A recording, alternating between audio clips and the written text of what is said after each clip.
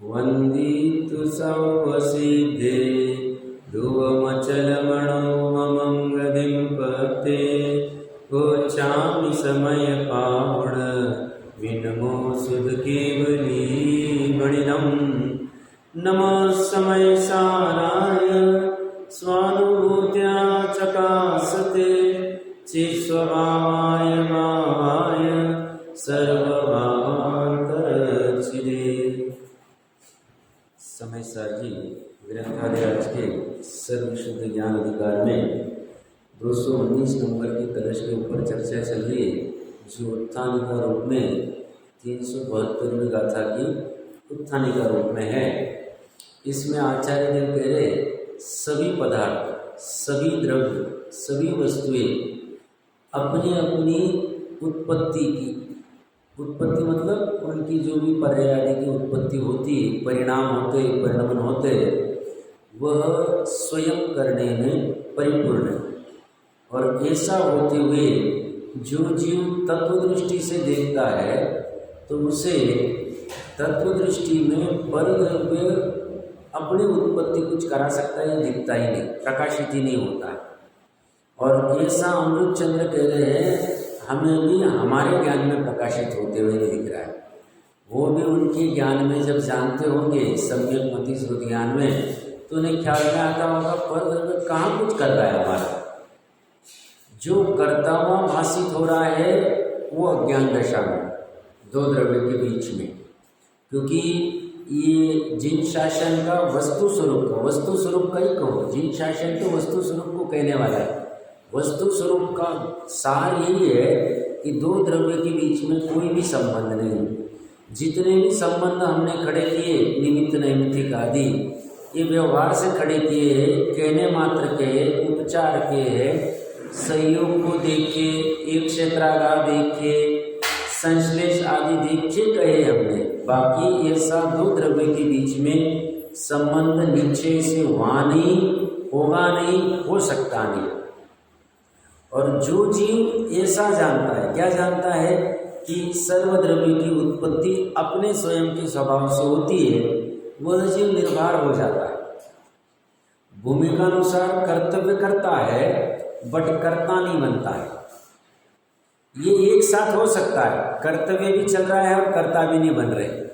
क्योंकि कर्ता बनना कि नहीं बनना ये श्रद्धा और ज्ञान का काम है, और भूमिका अनुसार कर्तव्य करना ये इच्छा, चारित्र का विकार है। तो चारित्र का विकार होने दीजिए, कोई फर्क नहीं पड़ता। बट साथ में कर्ता बना रहा, वस्तु स्वरूप से विपरीत वाला रहा, तो वो जीव के लिए दुखदायी है। और इसी का खंडन करने के लिए, इसी का नाश करने के लिए ये पूरी प्रक्रिया बता रहे कर्ता कर्म आदि की। क्योंकि हमने पूर्व में भी चर्चा की है, ये जो ईश्वरवाद का जो कर्तापना है या कर्म का कर्तावादपना है, ये सब परावलंबन वाला है। तो वो कह रहे तुम कर्ता कर्मवाद को अच्छे से समझ लो, वो समझ लोगे तो तुम्हारे ये सब उड़ जाएंगे, और फिर स्वद्रव्यवाद रहेगा। और फिर उसमें स्वद्रव्य ही, भले ही विकारी पर्याय कहो या निर्मल पर्याय कहो, स्वद्रव्य करता है। फिर उपाय ढूंढ लेंगे हम कर रहे हैं, हमारी गलती है तो बोलो अभी सुधारना कैसे, वो अगली स्टेप होगी। बट पहले लेवल पे मानना पड़ेगा वो कौन कर कौन रहा, ये मानना बहुत जरूरी है, समझना बहुत जरूरी है।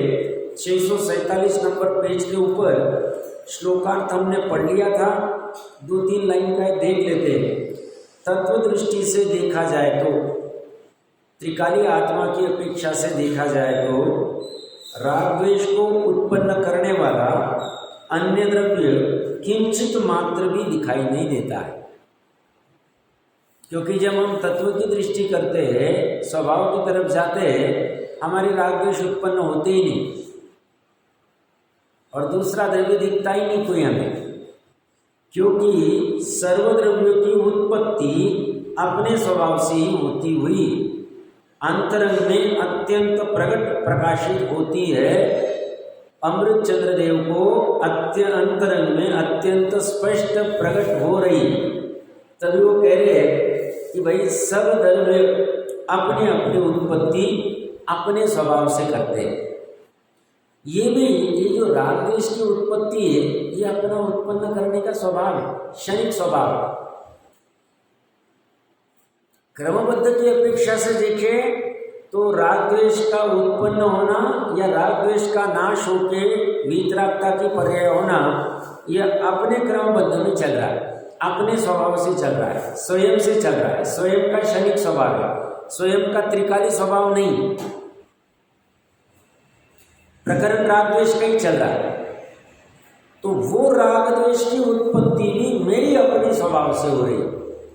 मैं पर के ऊपर डाल के छूटा नहीं हो सकता हूँ, और छूटा होऊंगा तो मैं दुखी होऊंगा, क्योंकि मैंने है वो मेरे में उत्पन्न हो रहा है, मेरे स्वयं से हो रहा है, और मैं दूसरे के ऊपर डाल के मैं स्वयं निर्मल रहना चाहता हूँ, परिणति में ऐसा हूँ नहीं, तो उससे मेरा और नया कर्म बंध पाप का बंधे, क्योंकि मैंने वस्तु स्वरूप से विपरीत सोचा। तो वस्तु स्वरूप से अनुकूल मैं सोचूं, मैं निर्णय करूं कि ठीक हो सकता है ये राग द्वेष का अभाव करने में अनंतानुबंधी आदि का समय लग सकता है, उससे कोई फर्क नहीं पड़ता है, पर श्रद्धा में ये बैठ जाए कि विकार भी मेरा अपने स्वयं से, और श्रद्धा में बलजोरी बिठाना नहीं, ये कह रहे इसलिए थोड़ी बिठाना है, ये कह रहे हैं वस्तु स्वरूप ऐसा है, हम वस्तु स्वरूप के अनुसार कह रहे हैं कि उपादान से ही काम होता है, निमित्त से काम नहीं होता है। उपादान से क्या काम होता है? राग द्वेष वाला भी और वीतरागता वाला भी, दोनों उपादान से होते, स्वाधीनता दे रहे, खड़ा कर रहे। फिर वो समझना पड़ेगा उपादान क्या है, निमित्त क्या है, निमित्त उपादान में क्यों नहीं कर सकता है, वो हम पूर्व में चर्चा विस्तार से करके आए। भावार्थ अपना बचा था, देखिए उसमें क्या कह रहे, लगभग वही बात कह रहे, राग द्वेष चेतन के ही परिणाम है, स्पष्ट रूप से लिख रहे, अन्य द्रव्य आत्मा को राग द्वेष उत्पन्न नहीं करा सकता, क्योंकि सर्व द्रव्यों की उत्पत्ति अपने अपने स्वभाव से ही होती है, अन्य द्रव्य में अन्य द्रव्य के गुण पर्याय की उत्पत्ति नहीं होती। अन्य द्रव्य मतलब अपने जीव द्रव्य में अन्य द्रव्यों की उत्पत्ति नहीं करा सकते, या दूसरा द्रव्य दूसरे द्रव्य को कुछ करा नहीं सकता, अपने अपने स्वभाव से ही हो रही। मतलब संसार अवस्था में इसका सार ऐसा है, संसार अवस्था में वर्तमान में जो कोई राग द्वेष उत्पन्न कर रहा है संसारी जीव, वो अपने स्वयं से कर रहा है, उपादान की तरफ से कह रहे। जब निमित्त की चर्चा आएगी तब हम कहेंगे कर्म के निमित्त से होता है, तब प्रकरण अलग चलेगा।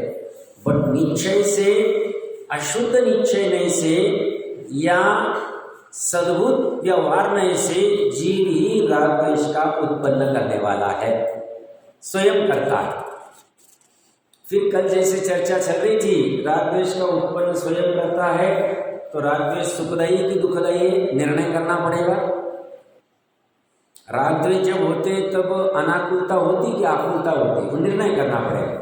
अगर आकुलता हो रही है तो आकुलता अगर दुख का लक्षण है, और दुख हमें अच्छा लगता है कि बुरा लगता है, तो हमें दुख अच्छा नहीं लगता है तो फिर क्या अच्छा लगता है? सुख अच्छा लगता है, तो सुख को प्रकट करने का उपाय क्या है? दुख के अभाव का उपाय क्या है? फिर वहां से चक्र चले। फिर दुख को अभाव करने के लिए क्या करना पड़ेगा? तो कहते सिंपल फॉर्मूला, तुम वेद ज्ञान करके अपने स्वभाव से मुक्त चला जाओ, स्वभाव का निर्णय कर लो, अपने परद्रव्य के प्रति के राग द्वेष का त्याग कर दो। कैसे करें? स्वभाव की महिमा आएगी तो परद्रव्य का राग द्वेष चला जाएगा। अभी परद्रव्य की महिमा है, अभी पांच इंद्रिय विषय की महिमा है, अभी अनंत गुणों के समरूप अपने केवल ज्ञान केवल दर्शन आदि रूप स्वभाव की महिमा नहीं, और इसकी महिमा आती जब अपनी यथार्थ महिमा जिनवानी के आधार से पता चलेगी कि उसको भगवान क्यों कहते हैं, परमात्मा क्यों कहते हैं, निष्कर्म क्यों कहते हैं, निर्दोष क्यों कहते हैं, अखंड क्यों कहते हैं, ध्रुव क्यों कहते हैं, आदि आदि रूप से उसके ऊपर विचार करें, निर्णय आए और सही में लगे कि मैं ही मेरे स्वयं से परिपूर्ण है, मेरा जीवत्व, मेरा अस्तित्व, मेरा सत्पना, मेरा वस्तुत्व, मेरा ज्ञान, मेरा दर्शन आदि स्वयं से, पर के अधीन है नहीं। मुझे ऐसा भ्रम से लगता है कि शास्त्र से मुझे ज्ञान होगा, पुस्तक से ज्ञान होगा, वस्तु से मुझे ज्ञान होगा, ये मेरा अज्ञान है, क्योंकि मुझे मेरे स्वभाव की, मेरी पर्याय की, मेरी सामर्थ्य की, मेरी शक्ति की खबर नहीं, कारण और दूसरा कोई नहीं, तो वो करे, अपने अपने परिणामों के कर्ता होके उसके छूटने का उपाय देखे तो हो जाए। स्वभाव का लक्ष्य करना यही उसका उपाय है। धीरे धीरे करो, जल्दबाजी में करो, वो अपनी अपनी सामर्थ्य, अननेसेसरी जल्दबाजी नहीं करनी, अच्छे से समझ पूर्वक करनी। बहुत सी जीवों का क्या होता है, कभी ऐसा चर्चा करने में आता है कि यहाँ से थोड़ा कुछ ले लिया, यहाँ से थोड़ा कुछ ले लिया, अच्छी से सांगोपांग वस्तु स्वरूप का निर्णय नहीं किया, अच्छे द्रव्य द्रव्य गुण पर्याय का 7 तत्वों का, तो कुछ का कुछ पकड़ लेते हैं, सच्ची जिनवानी पकड़ की भी गड़बड़ करते हैं। बहुत दुख होता है, बहुत दुख होता है। मैं अपने स्वयं के उदाहरण से कह रहा हूँ, मैंने जितना भी 3-4 साल में ग्रहण किया, सांगोपांग अच्छे से पढ़ा, ऐसा बीच में कुछ लिया और छोड़ दिया कभी नहीं। रेफर किए होंगे थोड़े बहुत प्रवचन, बट ज़्यादा शास्त्र का ही आधार लिया, और शास्त्र के आधार को हम सांगोपांग लेंगे तो अच्छे से पकड़ में आएगा, नहीं तो ये कहाँ से पकड़ लिए, कहाँ से, और फिर एकांत हो जाता है। जैन धर्म में आके एकांत करे, अमृत के पास आके हम जहर को ग्रहण हो जाए, ये बहुत विडंबना की पात्रता है। तो ऐसा होना नहीं चाहिए, तो अच्छे से ग्रहण कर लो, जल्दबाजी नहीं। ठीक है, अभी इतना काल चला गया, थोड़ा और चला जाए, और ज़्यादा समय लगता नहीं है। एक्चुअली प्रयोजनभूत का निर्णय करने के लिए सही मायने में ज़्यादा समय नहीं लगता। 2-5-10 साल बहुत हो गए, बहुत, बट उसके लिए पहले समझना पड़ेगा सिस्टमेटिकली प्रयोजनभूत किसको कहते हैं, फिर वो प्रयोजनभूत का विषय वस्तु कहाँ चर्चा की, सरल भाषा में कहाँ है, किसका रेफर करना, क्या करना, वो अच्छे से करके फिर कर सकते पढ़ाई, अच्छे से साइंटिफिकली कर सकते। कोई अपने को कोई कहीं उत्तीर्ण होने के लिए कोई कुछ नहीं करने, अपने समझने के लिए करने, वैज्ञानिक दृष्टि से करना चाहिए तो हमें समझ में आएगा। अभी हम 372 नंबर की जो गाथा है, 649 नंबर पेज के ऊपर, अब इसी अर्थ को गाथा द्वारा कहते हैं। एक बार गाथा का पाठ करते।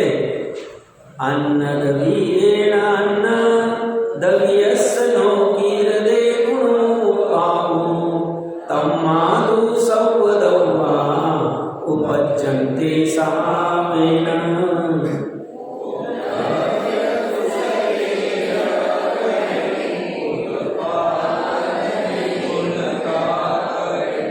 इस हेतु से सबही नरक उत्पन्न स्वभाव से।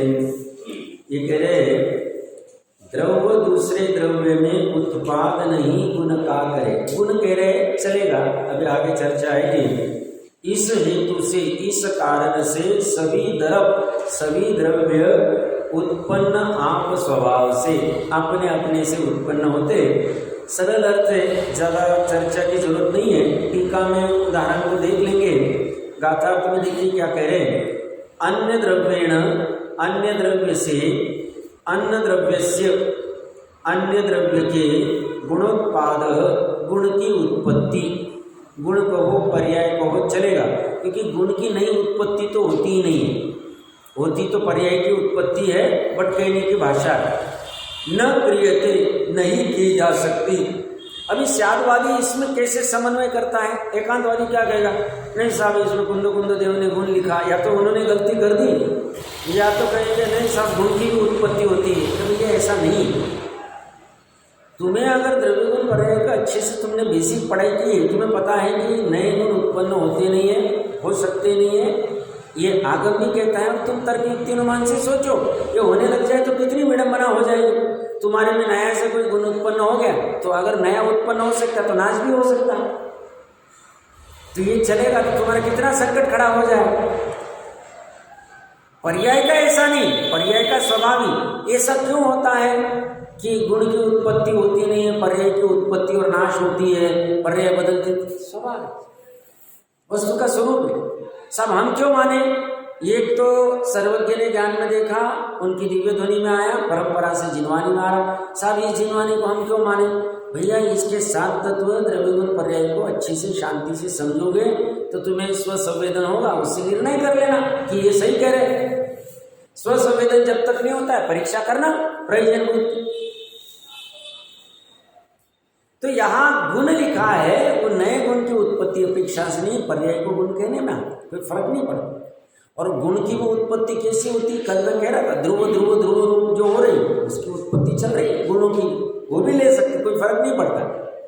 तो हमें क्या करना चाहिए, शादवादी समन्वय करेंगे, ठीक है इन्होंने ये कहा है इस अपेक्षा से हो, और मान लो इन्होंने गलत भी कहा है, हम सही अपेक्षा लगा लेते, हमें क्या प्रॉब्लम, वो उनका जाने, उनका गलत कहेंगे नहीं कुंद कुंद देव, बट मैं उदाहरण कर रहा हूं, हमें समन्वय करते आना चाहिए हर जगह। ये मैंने एक उदाहरण दिया, हर जगह लगा लेना, ये कर लेंगे तो हम कहीं अटकेंगे नहीं, कहीं अटकेंगे नहीं, बराबर से कहेंगे हाँ ये इसको इस अपेक्षा से कथन कर रहे हैं, हाँ इस एंगल से देखेंगे तो ऐसा होगा, इस एंगल से देखेंगे तो ऐसा होगा, इस एंगल से देखेंगे तो ऐसा होगा।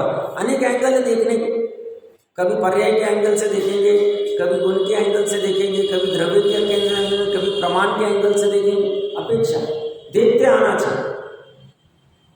वो दृष्टि ज्ञान में हो सकती, ज्ञान की वैसी सामर्थ्य है। तो यहाँ कह रहे अन्य द्रव्य से अन्य द्रव्य के गुण की उत्पत्ति न क्रियते, नहीं की जा सकती। तस्मात् तो इससे यह सिद्ध हुआ कि सर्वद्रव्यानि, सर्वद्रव्य सिद्ध ही कर दिया डायरेक्ट उन्होंने, स्वभावेन अपने अपने स्वभाव से उत्पद्यते, उत्पन्न होते हैं, प्रत्येक अपने अपने स्वभाव से।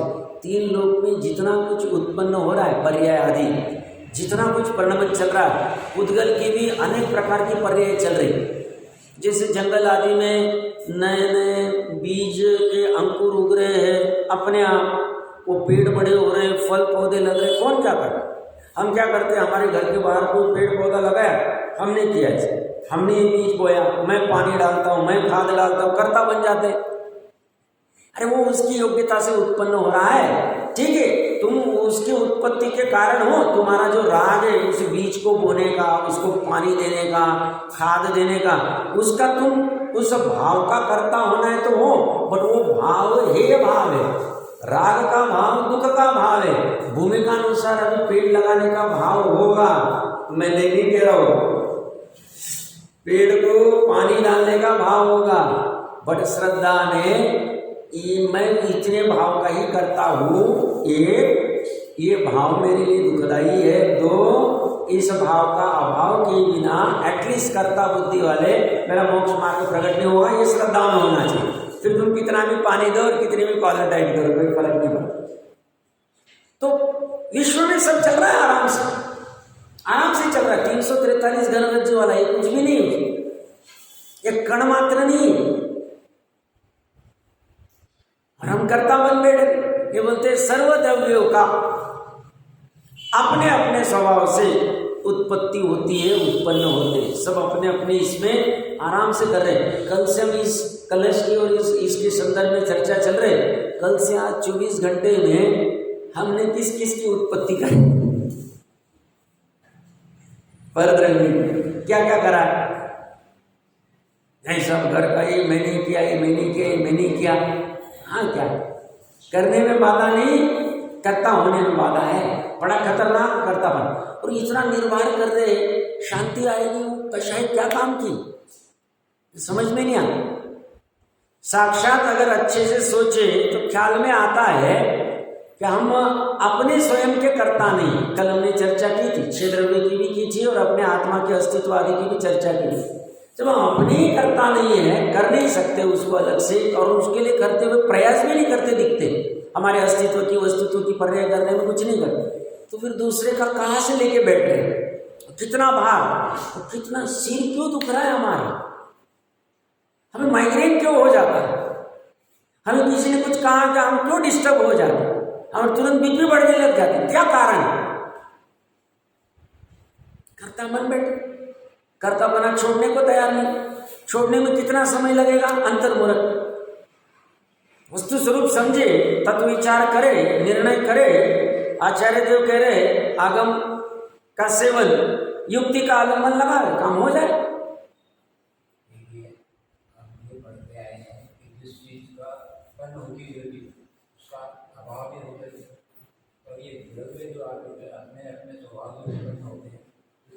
अभाव हो जाएगा, अभाव नहीं होता है, नहीं, अच्छा प्रश्न है। प्रोफेसर साहब का प्रश्न ऐसा है कि भाई द्रव्य की उत्पत्ति होती तो द्रव्य का अभाव भी हो जाएगा क्या? तो द्रव्य का तो अभाव होता नहीं, गुण का अभाव होता नहीं। ये जो द्रव्य की उत्पत्ति अपने अपने स्वभाव से कह रहे, ये पर्याय की कह रहे। उत्पत्ति पर्याय की हो रही है, बट उत्पत्ति पर्याय की होती कहाँ है? द्रव्य की होती, द्रव्य के आधार से होती। तो पूरे द्रव्य को ही उत्पत्ति होती है, सब कहने में आता है, कहने की भाषा है। बाकी तो पर्याय की उत्पत्ति की बात कर रहे हैं, बात बराबर है वैसी। और मेन तो राग द्वेष की कर रहे हैं, क्योंकि ये क्या मान बैठा, राग द्वेष की उत्पत्ति मैं नहीं करता हूँ। कौन? अज्ञानी जी। वो कर्म करा रहे मेरे, उनके ईश्वर कराते हैं, हमारे कर्म कराते हैं। तो कहते कर्म अगर करा सकते तो कैसे कराएंगे? क्योंकि करने के लिए तो संबंध होना चाहिए। अपने अपने स्वभाव से सब हो रहे, समझाने के लिए कर रहे। टीका में देखिए क्या कह रहे, और भी ऐसी शंका नहीं करना चाहिए कि परद्रव्य जीव को राग आदि उत्पन्न करते हैं, क्योंकि अन्य द्रव्य के द्वारा अन्य द्रव्य के गुणों को उत्पन्न करने की अयोग्यता है। योग्यता ही नहीं, क्योंकि सर्वद्रव्यों का स्वभाव से ही उत्पाद होता है। यह बात दृष्टांत पूर्वक समझाई जा रही है। फेमस दृष्टांत है कुंभकार का और घड़े का।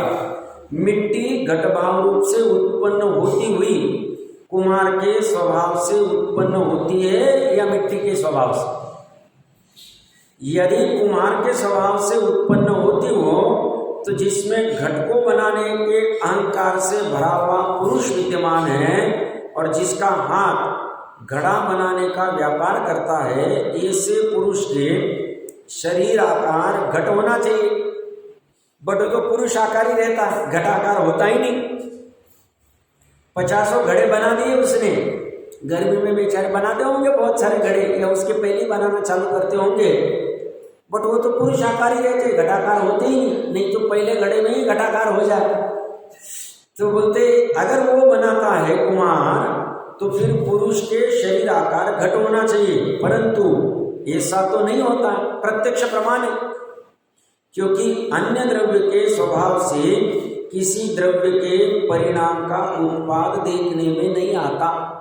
घड़े का जो परिणाम है घटरूप, वह अन्य द्रव्य से उत्पन्न होने का देखने में नहीं आता है। यदि ऐसा है तो फिर मिट्टी कुम्हार के स्वभाव से उत्पन्न नहीं होती, परंतु मिट्टी के स्वभाव से ही उत्पन्न होती है। क्योंकि द्रव्य के अपने स्वभाव रूप से द्रव्य के परिणाम का उत्पाद देखा जाता है। परिणाम कहो, पर्याय कहो, परिणति कहो, चलेगा। तो ये परिणाम जो है द्रव्य में घड़े रूप में, ये द्रव्य का अपने स्वयं से उत्पाद हुआ है, पर की वजह से नहीं। ऐसा होने से मिट्टी अपने स्वभाव को उल्लंघन नहीं करती। मिट्टी अपने घड़े रूप बनने के स्वभाव को, परिणाम को उल्लंघन नहीं करती, क्योंकि वो स्वयं उसमें परिणमित हुई। इसलिए कुम्हार घड़े का उत्पादक है ही नहीं। ही लगा दिया मतलब सब में एकांत है। कहीं पे कहेंगे कुम्हार घड़े का उत्पादक है, वहां व्यवहार का कथन है कुम्हार घड़े का, तो बोलते व्यवहार की क्या जरूरत है जब झूठा है, तो पता है हमें, बट वो व्यवहार नीचे तरफ लेके जाए। तुमको पहले ही कहेंगे कि कुम्हार घड़े का उत्पादक नहीं, तुम्हारी दृष्टि सूक्ष्म नहीं हुई है, तुम तो कहेगा देखो ना वो तो वही हाथ से सब मिट्टी का पिंड ले रहा है, वही चक्र को घुमा रहा है, वही नहीं तो कौन है? तो उसको समझाने को कहेंगे कि घड़े का कर्ता कुम्हार है, वैद्य नहीं है, या और कोई अन्य नहीं, या कोई दूसरा व्यापारी या जो भी कोई होगा वो नहीं। तुम्हें अगर घड़ा चाहिए तो कुंभकार के वहीं मिलेगा, क्योंकि कुंभकार उसका कर्ता व्यवहार से। फिर वहां आने के बाद तुम्हें समझाएंगे देख भैया ये घड़े आकार हुआ नहीं है, ये तो मिट्टी ही घड़े आकार हुई है, निश्चय से वो करता। तो अलग अलग विवक्षा से उसको वैसे कथन में किया जाएगा। ये सब कहाँ तक लेके जाना है, मेन उद्देश्य बोलना नहीं, सुखी होने का प्रयोजन है। और वो कह रहे सुखी होना एक ही वस्तु से होगा, अनंत गुणों के समरूप द्रव्य से। वो अनंत गुणों के द्रव्य, जो गुणों का समरूप द्रव्य है, वो पकड़ में जब तक नहीं आता है तब तक व्यवहार के कथन किए जाएंगे, व्यवहार के कथन पढ़े जाएंगे, व्यवहार के कथन पढ़ के निर्णय किया जाए, अंश अंश से निर्णय किया जाएगा और निर्णय करके फिर छाटा जाएगा और फिर फाइनल ऐसा आएगा कि वो एक वस्तु एक तरफ रह जाएगी और बाकी सब अन्य में खड़े हो गए। तो ये प्रतिपादक है व्यवहार। तो यहाँ ये कह रहे हैं कुम्हार घड़े का उत्पादक है ही नहीं, मिट्टी ही। अभी कुम्हार घड़े का उत्पादक है ही नहीं, या लेखन कर्ता ने लिखा नहीं, निश्चय नहीं से कुम्हार घड़े का कर्ता नहीं है, व्यवहार नहीं से, ऐसा लिखता नहीं बेटे। ये पढ़ने वाला शादवादी, जैनी शादवादी पढ़ लेगा बराबर से। यहाँ भी अपेक्षा लगी हुई, यहाँ ये वहाँ पे कहीं लिखा होगा कुम्हार घड़े का कर्ता है, वहाँ भी उन्होंने नहीं लगाया नहीं, यहाँ भी लगाया नहीं, वहाँ भी लगाया नहीं, यहाँ लगाया नहीं, पढ़ने वाला लगा ले। वक्ता के अभिप्राय को पकड़ लेगा। यहाँ पे ये निश्चय नहीं से कह रहे, वहाँ पे वो कुमार को कर्ता कह रहे, व्यवहार नहीं से कह रहे, ये पकड़ लेगा।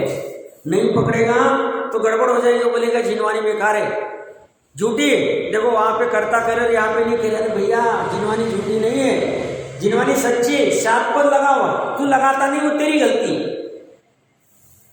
हर जगह ऐसा लगाते जाएंगे तो शास्त्र कितने बड़े हो जाएंगे और कितना बोरिंग हो जाएगा। असद्भुत व्यवहार नहीं से ऐसा है, सद्भुत व्यवहार नहीं से ऐसा है, उपचरित अनुपचरित सद्भुत, कितना गड़बड़ हो जाएगा, बहुत गड़बड़ हो जाएगा। समझना, हमें तो नए की भाषा समझते आनी चाहिए। और या ही लगा के भी उन्होंने अपेक्षा खोली नहीं है। बट समनभद्र आचार्य कहते हैं जिनवानी आगम में अपेक्षा नहीं लगी है तो भी लगी हुई है, और जैनी लगा लेता है। इसलिए जैनी 363 मत के शास्त्र भी पढ़ता है तो भी उसे भ्रम नहीं होता, वो बराबर अपेक्षा खेल लेता है। अच्छा इनके इसमें ये वो भले एकांत है उनके लिए, बट ये उसमें अपेक्षा लगा के सम्यक कर देता है उसको। क्यों? अकलंग निकलंग ने क्या किया, वहां एकांत चल रहा था, उन्होंने उसमें पद लगा दिया, बोलते हो गया, अब जा रहे ऐसे, इसी विशेषता। तो यहाँ ये कह रहे हैं मिट्टी ही कुमार के स्वभाव को स्पर्श न करती हुई अपने स्वभाव से कुंभ भाव रूप से उत्पन्न होती। कुंभ का अर्थ होता है घड़ा, मिट्टी, और कुंभ भाव मतलब मिट्टी का भाव, घड़े का भाव। तो घड़े के भाव रूप से उत्पन्न कौन हो रही है? मिट्टी। मिट्टी क्या कह रही है? कुमार के स्वभाव को स्पर्श नहीं करती। आज तक एक भी मिट्टी के कण ने कुमार के स्वभाव को स्पर्श नहीं। कुमार का स्वभाव क्या है? चेतना। कुमार का स्वभाव क्या है? अभी प्रकरण में राग द्वेष, राग द्वेष को मिट्टी ने स्पर्श ही नहीं किया।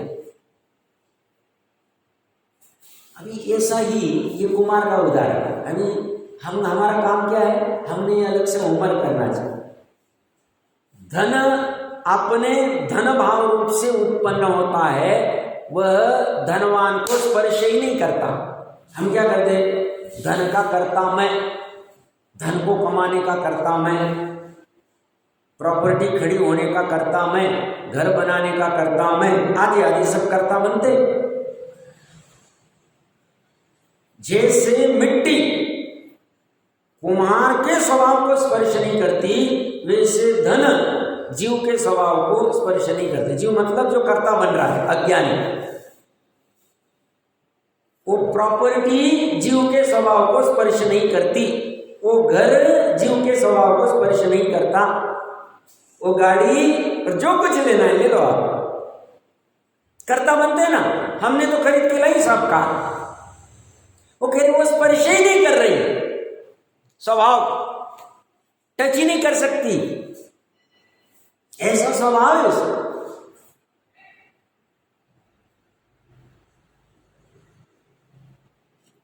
ये जो और नजदीक में जाके देखना है तो कुम्हार और घड़ा तो क्या है, स्पष्ट रूप से अलग अलग भिन्न भाषित होते हैं। नजदीक से जाके देखना है तो जैसे अपने आम के रस का उदाहरण है ना, आम का रस को आज तक जो कटोरी वाला आम का रस है, जो पुद्गल वाला आम का रस है, इसने जीव के स्वभाव को स्पर्श ही नहीं किया आज तक, एक भी, अज्ञानी की भी नहीं और ज्ञानी की भी।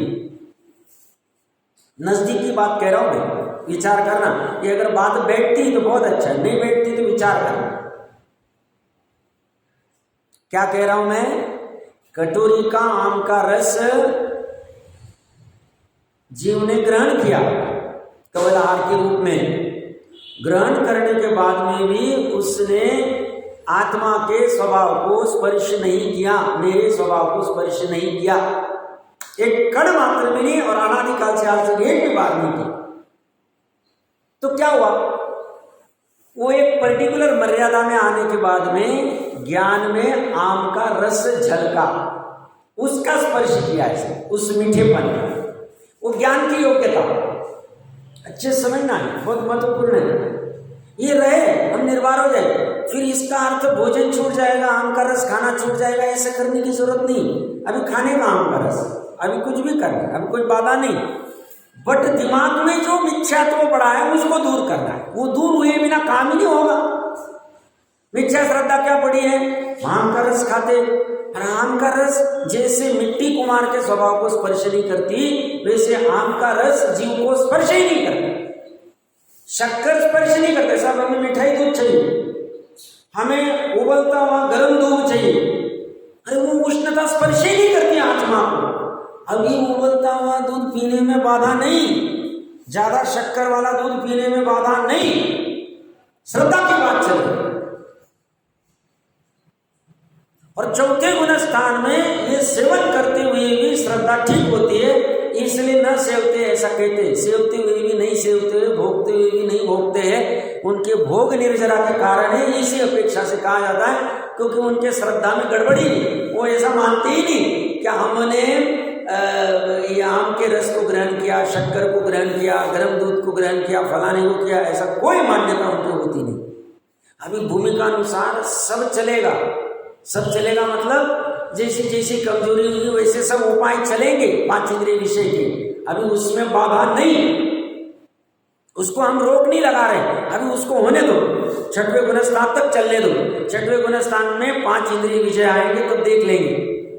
अभी चौथे पांचवें में पांच इंद्रिय का विषय नहीं हुआ, अभी पांच इंद्रिय के विषय का करते रहेंगे सेवन, बट साथ में श्रद्धा ज्ञान की धारा अलग चलाएंगे।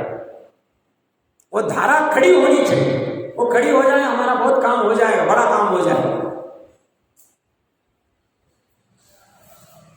गजब बात लिख रहे हैं अमृत चंद्र देव, मिट्टी ही कुमार के स्वभाव को स्पर्श न करती हुई, वो बोलते मैं ही नहीं करती हूँ, तुम भले कितना ही तुम चेतन हो के भी कितना भी चिल्लाओ कि हमने मिट्टी को बनाया, घड़े को बनाया, मिट्टी कहते मैंने तुम्हारे स्वभाव को स्पर्श कहा, तुम्हारे चेतन स्वभाव को स्पर्श नहीं किया, तुम्हारे राग द्वेष के स्वभाव को स्पर्श नहीं किया, तुम मेरे में राग द्वेष करते हो, वो तुम्हारा अज्ञान है, मेरे को क्या प्रॉब्लम, मेरे पास ज्ञान और अज्ञान दोनों नहीं, मैं तो जड़ हूं, मुझे कोई फर्क नहीं पड़ता। वो जड़ हमारे ऊपर हंस रही है कि चेतन होके समझता नहीं, क्या समझता नहीं, एक द्रव्य दूसरे द्रव्य को स्पर्श करता नहीं, कर्ता बुद्धि कहां से लेके आ गए। जब स्वभाव को ही स्पर्श नहीं किया तो उत्पत्ति कहां से कराएगा, ये सब में लगा ले।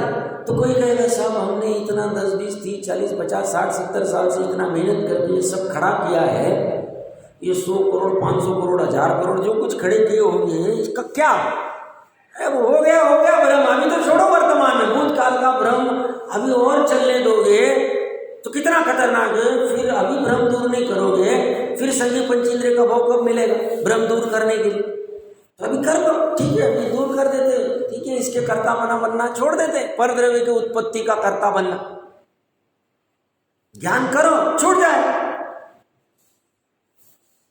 ज्ञान में तो छोड़ना है, और कहां छोड़ना, ज्ञान की पर्याय मेरी स्वाधीन पर्याय, निर्णय करे वो अच्छे से, वहां वो करे, चर्चा करे, साधर्मियों के साथ चर्चा करे, प्रश्न उत्तर करे, पूछे क्या हो रहा है, ये ऐसा कैसे हो सकता है, मैं ऐसा मानता हूं, सामने वाला हंसे तो हंसने दो, गलत क्वेश्चन तो होने दो, कोई फर्क नहीं पड़ता। बट वो जब तक परीक्षा सम्यकत्व सन्मुख वाला मिथ्या दृष्टि का प्रकरण है, गजब प्रकरण, पढ़ लेना चाहिए, 10 बार 50 बार पढ़ना चाहिए। वो इसी करता है, बार बार वो प्रयोजन भूत का लक्षण निर्देश और परीक्षा से निर्णय करता है, वहां लिया टोटल जी साहब 7वें अधिकार में देख लेना चाहिए। वो बार बार अकेले में जाता है, निर्णय करता है, ये कैसे, मैं क्या मानता हूँ, ये क्या कह रहे हैं, सही कौन सा है, गलत कौन सा है, ये माने तो क्या होगा, वो होगा तो क्या होगा, ऐसा पूरा विचार करता है। और इसी को वो तत्व विचार कहते हैं। अगर मिट्टी कुमार के स्वभाव को स्पर्श करने लग जाए तो क्या होगा, मिट्टी कुमार के स्वभाव को स्पर्श करने लग जाए तो या तो कुमार जड़ हो जाएगा या तो मिट्टी चेतन हो जाएगी। अब ये पॉसिबल कैसे, स्पर्श भी करे और जड़ नहीं हो, चेतन नहीं हो, ऐसे कैसे हो? तो फिर पूरी विश्व व्यवस्था खराब हो जाएगी। विश्व व्यवस्था में कोई सही रहेगा ही नहीं। फिर कोई भी जाके किसी को भी स्पर्श, सिद्धों को भी स्पर्श कर देंगे हम, फिर सिद्धों को स्पर्श करके फिर उनको जड़ बना देंगे, कभी चेतन बना देंगे, कभी क्या कर देंगे। फिर तो हमारा मत, जैन मत को फिर पांचवें अधिकार में लेना पड़ेगा, मोक्ष मार्ग प्रकाश। बट ऐसा होगा नहीं, क्योंकि एक की डंका चलेगी और एक ही डंका दिगंबर मत की चलेगी। वही यथार्थ है, वही सत्यार्थ है, वही भूतार्थ है, वही शादवाद से बराबर वस्तु को बताना। वो कुछ भी कहे, शाद उसका वाद लगा हुआ। जैन दिगंबर कुछ भी कहे, उसका शादवाद लगा हुआ है, क्योंकि उसके ज्ञान में और अभिप्राय में नहीं पड़ी हुई, वक्ता के अभिप्राय में और ज्ञाता के अभिप्राय में नहीं पड़ी हुई।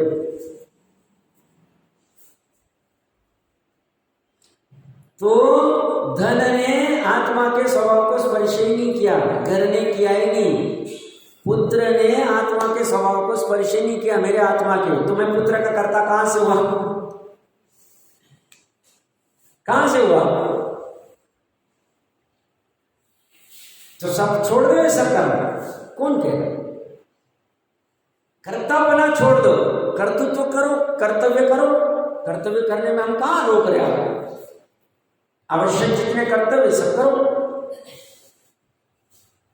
और ये सब भान, ये सब शलाका पुरुषों को होता है। जो भरतजी आदि का हम बार बार नाम लेते हैं, इनकी प्रवृत्ति कल्पना करनी चाहिए, कैसा रहता होगा इनका जीवन।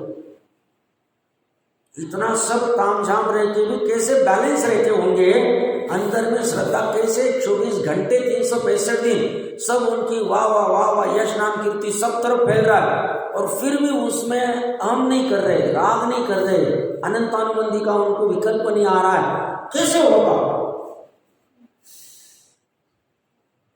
और हमें थोड़ा सा कुछ हो जाए, पॉजिटिव हो जाए या नेगेटिव हो जाए, तुरंत डावाडोल हो जाते हैं। इनको स्वभाव को स्पर्श ही नहीं करते। गजब बात लिखी, 10 बार नहीं 50 बार पढ़ना। मिट्टी ही कुमार के स्वभाव को स्पर्श नहीं करती, कुमार का अज्ञान मिट्टी को स्पर्श करता है, इसलिए उन्होंने उल्टा लिखा। अमृतचंद्र देव ने क्या लिखा? मिट्टी जड़ चेतन के स्वभाव को स्पर्श नहीं करती। चेतन भ्रम से ऐसा निर्णय करता है कि ये घड़े को, ये मिट्टी को मैं ही स्पर्श कर रहा हूं, मेरा हाथ ही उसको स्पर्श कर रहा है। वो कह रहे हैं हाथ तुम्हारा नहीं, तो मिट्टी कहां से तुम्हारी होगी? वो हाथ भी मिट्टी को स्पर्श नहीं कर रहा। हाथ मिट्टी को कैसे स्पर्श नहीं कर रहा है? अन्योन्या भाव है। और मिट्टी कुमार को स्पर्श कैसे नहीं कर रही? अत्यंता भाव है। ये तो बेसिक, चार अभाव तो बेसिक प्रकरण है, एकदम महत्वपूर्ण प्रकरण। एक एक पर्याय की भिन्न भिन्नता स्पष्ट हो जाती है वहां चारों अभाव। और बचा कुचा प्रवचन सार जी की 106 107 गाथा अतत भाव आदि वहां से देख लेना चाहिए। वो तो एक ही द्रव्य में गुण पर्याय और द्रव्य के बीच में कैसे अतत भाव है, गजब। जीन शासन गजब गजब, जितनी महिमा भाव उतना कम है। पंचम काल में ऐसा जीन शासन बचा हुआ है, और बचेगा ही तो भगवान ने देखा, तो कोई बाधा नहीं है। इसी वस्तु स्वरूप को वैज्ञानिक दृष्टिकोण से बताने वाला, बस वो दृष्टि लेते आने चाहिए। तो यह कह रहे मिट्टी ही कुमार के स्वभाव को स्पर्श न करती हुई, कुमार अज्ञान से मिट्टी को स्पर्श कर रहा है, स्पर्श हो नहीं रहा है, अज्ञान से भ्रम कर रहा है कि मैंने मिट्टी को स्पर्श कर दिया, मैंने टेबल को स्पर्श कर दिया, मैंने माइक को स्पर्श कर दिया। वो माइक कह रहा है मैंने ही कुमार को, जीव को स्पर्श न करती हुई मैं अपने माइक रूप से परिणमित हो रही हूं।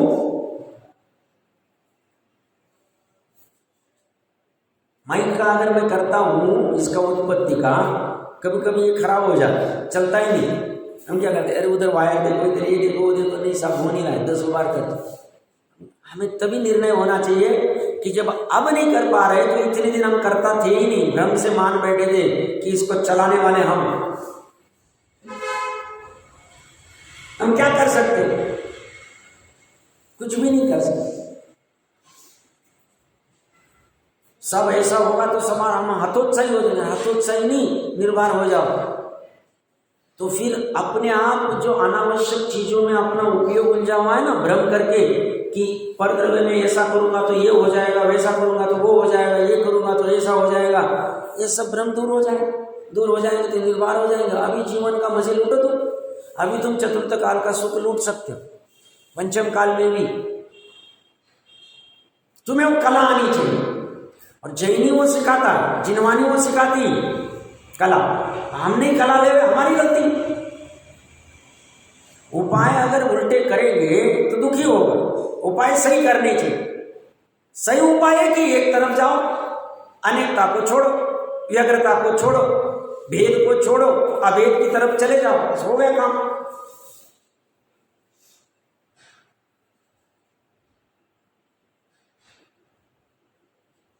तो अभी होमवर्क के लिए है कि जैसे मिट्टी ही लगाया हुआ, कुमार के स्वभाव को स्पर्श न करती हुई, करती नहीं, वो कहती जाओ मैं नहीं करती तुम्हें स्पर्श, मैं स्वभाव से ही कर नहीं सकती तुम्हें स्पर्श,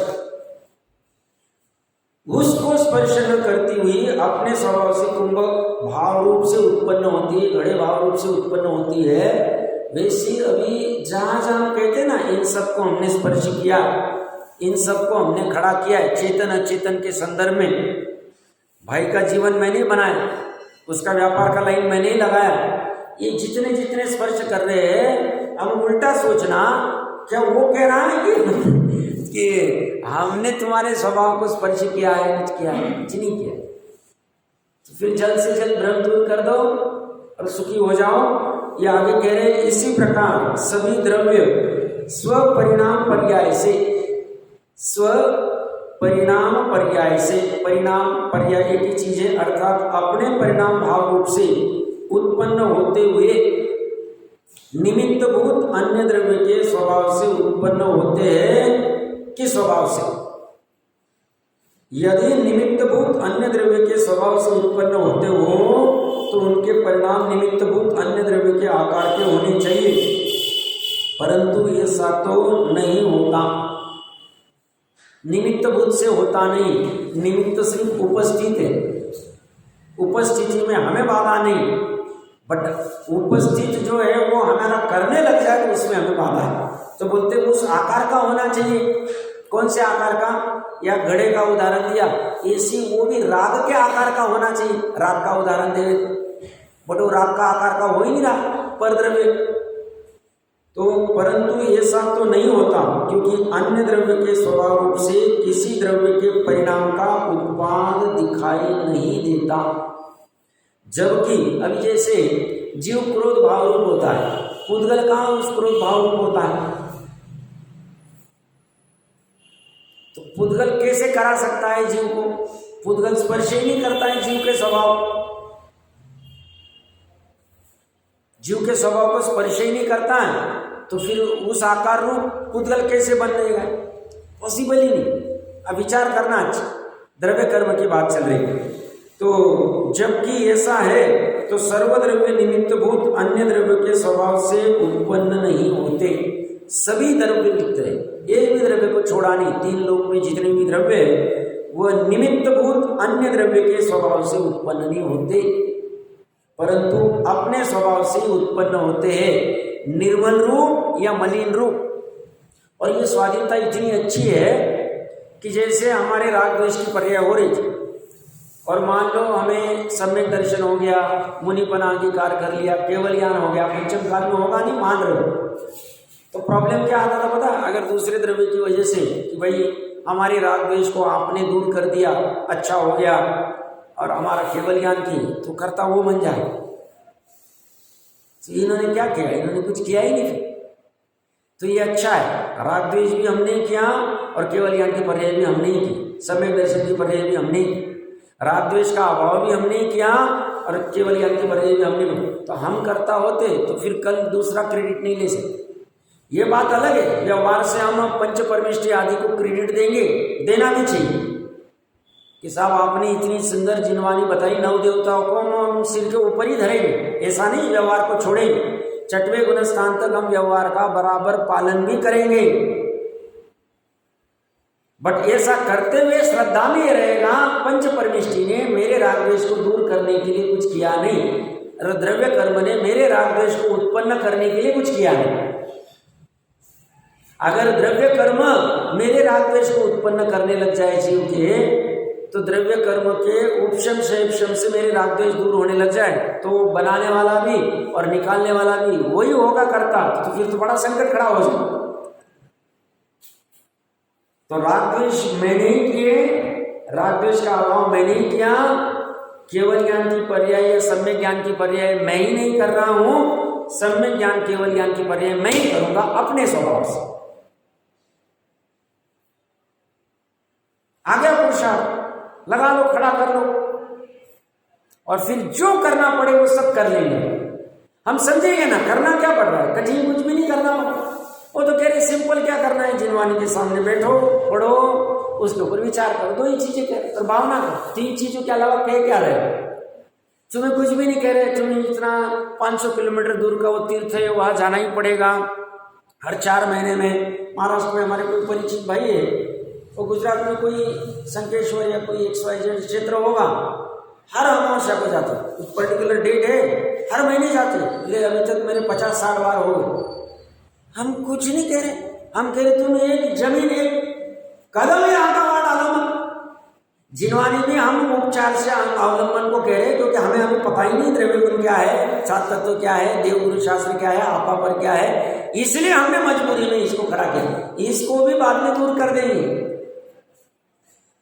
बाद में और किसी की आवश्यकता ही नहीं पड़ेगी। हम इतनी स्वाधीनता दे रहे हैं, ये कह रहे हैं परंतु अपने स्वभाव से उत्पन्न होते, क्योंकि द्रव्य के अपने स्वभाव रूप से द्रव्य के परिणाम उत्पाद देखने में आता है। ऐसा होने से सर्वद्रव्य अपने स्वभाव का उल्लंघन न करते होने से सभी द्रव्य अपने स्वभाव का उल्लंघन नहीं करते।